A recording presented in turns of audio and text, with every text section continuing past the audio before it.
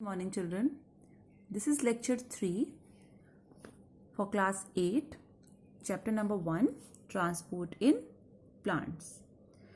So students, we have taken this chapter again because few topics are still left in this chapter.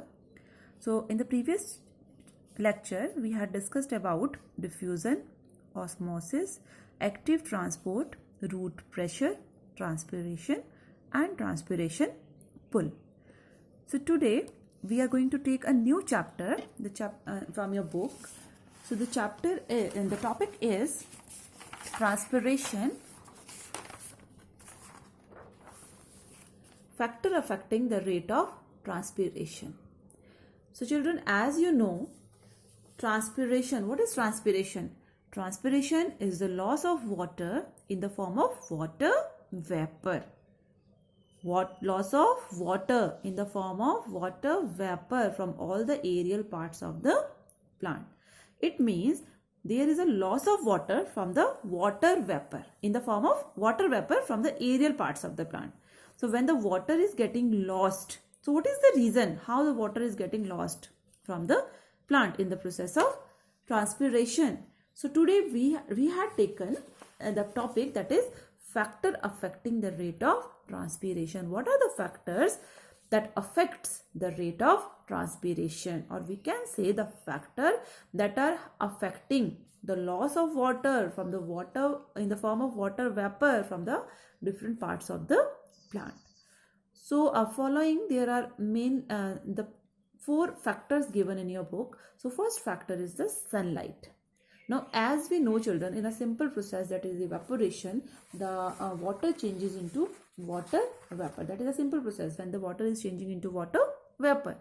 During the daytime, because the sun is present and the plants, they are doing the process of photosynthesis. It means they are preparing their food.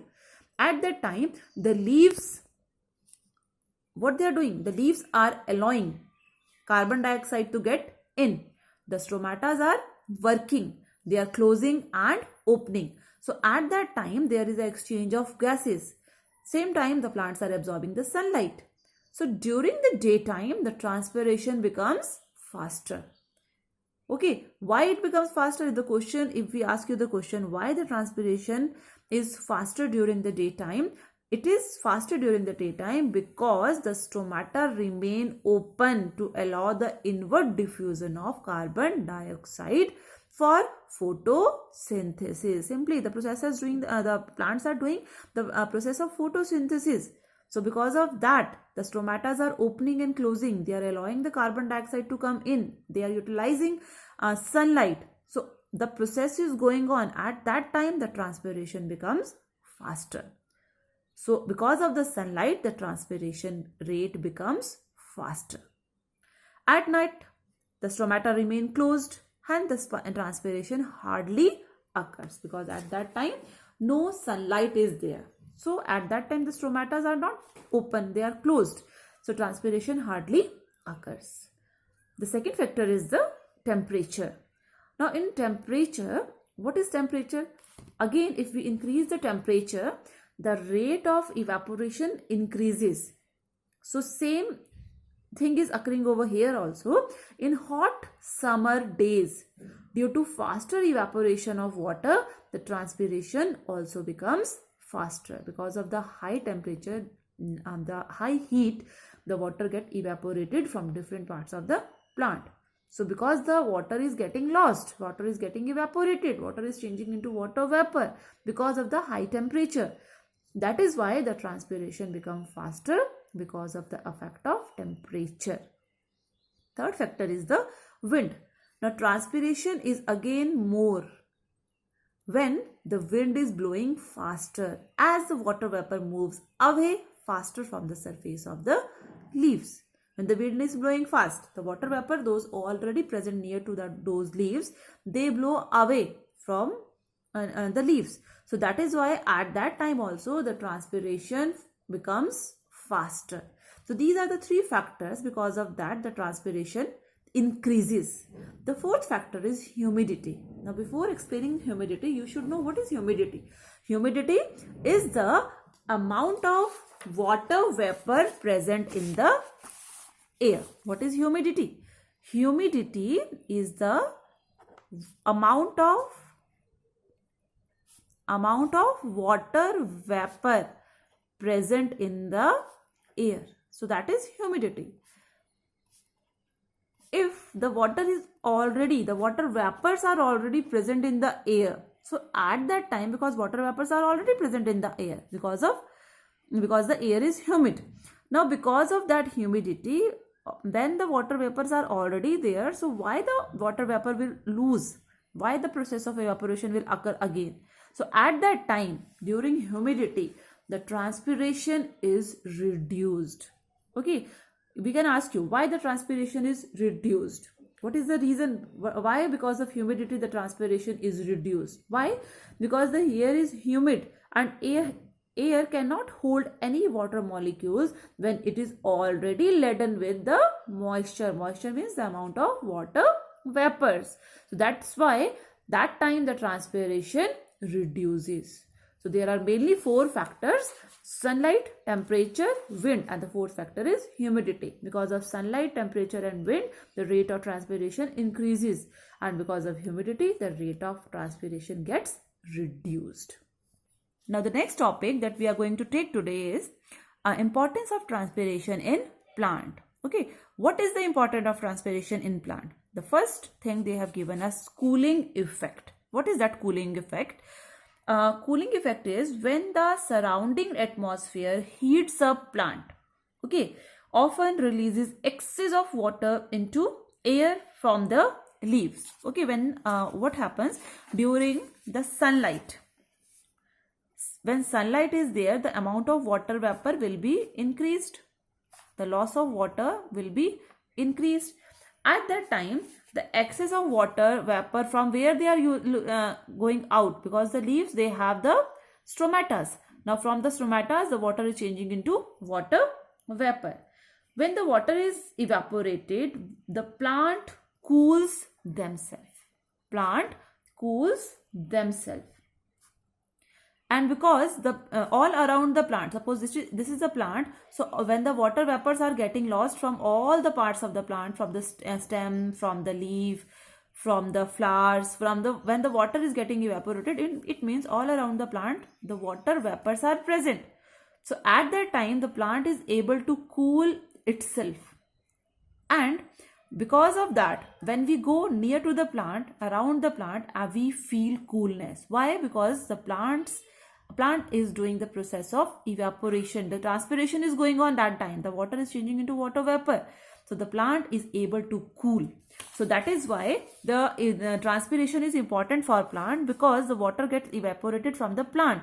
The heat required for this evaporation is obtained from the plant itself, and that heat is called latent heat. And that is why the plant is able to cool itself when it is hot outside. Now the second thing is transpiration help in maintaining the concentration of sap inside the water body. Now what happens? As we know, the roots of the plants continuously they absorb water from the soil. If excess of the water is not evaporated, if that water will not be evaporated, that water will stay inside the plant, then what will happen? So what happens if the excess of water is not evaporated out? The sap would become dilute, preventing further absorption of water along with the mineral required by the plant. As I told you in the previous lecture, that diffusion and osmosis is going on in the plant. There is an active transport in the plant. The roots are able to absorb the water and minerals from the plant. But if that water absorbed by the roots is not utilized by the plant, it is already stored in the plant, it means the sap become more dilute. It contains more amount of water, and it will prevent the further absorption of minerals required by the plant.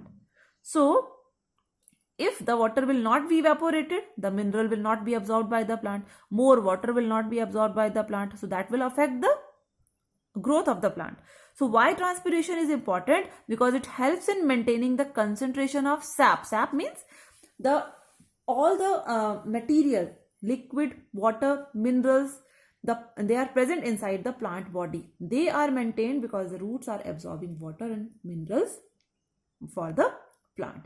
When they are absorbing, the transpiration is occurring, the plant is able to get all the full amount of water that is required by the plant as well as the mineral that are required for the growth of the plant.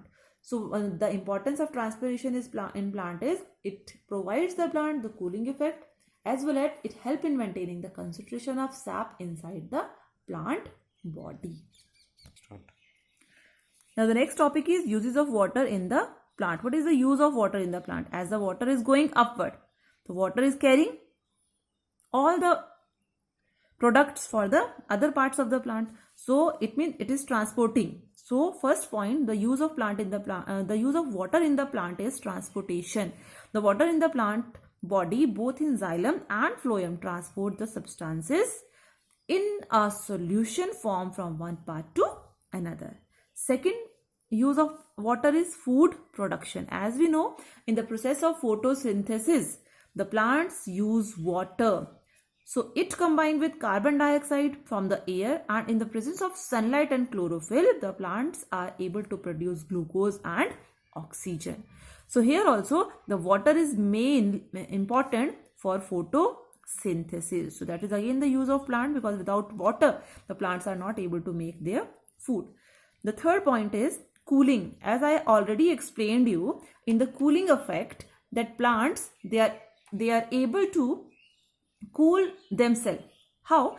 The heat utilized when the water transpired from the surface of the leaf in the form of water vapor. Now simple example, if we in summer's midday, hot summer's midday, if we go near to the tree, we always feel cool. Why we feel cool? Because at that time the leaves are doing the process of transpiration. Leaves as well as the other parts of the plants, they are doing the process of transpiration. The water is coming out from those parts of the plants in the form of water vapor. So all around the plants, the water vapors are present in a large amount. That is why the plant surface is able to cool, because water vapors are present all around the plant. So that is why when we go near to the tree, we also feel cool, and that coolness is only because of the water vapor present near to that plant. So what is the use of water in the plant? That is transportation, food production and cooling. Now if we have to demonstrate that activity, that how to demonstrate transpiration, for that we have to take one potted plant and we have to cover one part of the plant with a polythene bag, and we have to tie the mouth closely from the base. After, now we have to leave the plant in the sunlight and note the change after few hours. What we are going to see? A few drops of water in this poly bag. So when few drops of water are present on this bag, why it is happening? Because that we have kept the plant outside, okay, and the transpiration is going on. So we will be able to see drops of water inside the surface of the bag, which have appeared due to condensation of water vapor given out by the plant. What is that condensation? Because the leaves of the plants, they are giving out water vapors. So water vapors, they are condensing inside that poly bag. So that is because of the condensation of water. It means the transpiration is going in that plant. But because of poly bags, the water vapor are not able to go out. They are condensing inside the poly bag. So this simple activity is simply to demonstrate transpiration. Now we have one more activity, that activity number 4. That is to demonstrate that the plant lose water through leaves. Okay, maximum, because the large amount of a large number of leaves are present in the plant. For this activity, we have taken figure A and figure B. Okay, now if we have taken some branch of the tree, from one branch of the tree, the leaves are already there. From the second branch, we have removed the leaf and we have covered it again with the plastic bag. So plastic bag is here. We have covered that part with a plastic bag. Leaves are present in figure A. And in B figure, we have covered it again with a plastic bag, but no leaves are present in that part. Now what is going to happen? As we know, the leaves are going to do the process of transpiration. A large amount of water vapor will be collected in the poly bag, plastic bag. But here, because leaves are not here, so the water will not be able to condense on this poly bag. So what we can conclude from that experiment? By this experiment, we can say that water get evaporated from the plants through its leaves. The maximum amount of water is evaporated from the plants through its leaves. So to demonstrate that plant lose water through their leaf, this is the simple activity that you can also do at your home. So you can do that activity at your home. So try to do these two simple activities at your home. Now the next activity is activity number 5. Now in this activity, that is also a simple activity, to study the factors that affect the rate of transpiration. As we have already studied, there are 4 factors. Okay, sunlight, humidity, temperature, as well as wind. So 4 factors. Now if we want to show that these factors affect the rate of transpiration, what we have to do? We have to take small potted plant of same type having equal number of leaves. Leave one plant undisturbed, and another part of another plant we are going to apply Vaseline on the leaves of that plant. Completely the leaves we are going to cover with the Vaseline, and in one plant the leaves are without Vaseline. The number of leaves are same. Okay, now what is going to happen? Because it is covered with the Vaseline, so the stomata are not able to open, in which the stomata are remain closed. In this, the stomata are open. They are doing the process of photosynthesis. The leaves are able to do photosynthesis, but in this, no photosynthesis is occurring. So what will happen? If we have taken this type of plant, so in this plant, after some time, the plant will show wilting. What is wilting? It means the plant is able to bend. The plant is going to the plant start becoming dull, or it start bending. So it will start die because it is not getting the heat because of that layer of Vaseline. So in this activity, the plant with the Vaseline applied on its leaves appeared wilting. Wilting means the plant is, it seems that the plant is going to start to dying because of transpiration, which is necessary for the gaseous exchange, and the water transport in the plant could not take place because of that layer of Vaseline. So that is why in the leaves are important, and there is an exchange of water, and the water is converting into water vapor, and there is an exchange of gases occurring on that plant. So sunlight, temperature, and wind, they are the main factors, and as well as the humidity are the main factor that affects the rate of transpiration. Now after that, a simple topic is there, that is the importance of mineral. So in this minerals, you can also say these are also called as elements. Okay, what are the importance of those elements, or we can say what are the importance of minerals in the plant which are absorbed by the leaves. So in your book they have given us only 2 type of, that is the macronutrient, and another type is the micronutrient. So children, as we know, the name is macro, name is micro. Micro means they are required in larger amount, and they are required in a smaller amount. So there are, if we have to write the definition of macronutrients. So what are macronutrient? Macronutrients are the nutrients which are required by the plant in large concentration. Okay, they are required by the plant in large concentration are called macronutrient. If we talk about micro, they are required in small amount by the plant. So these are called as micronutrient.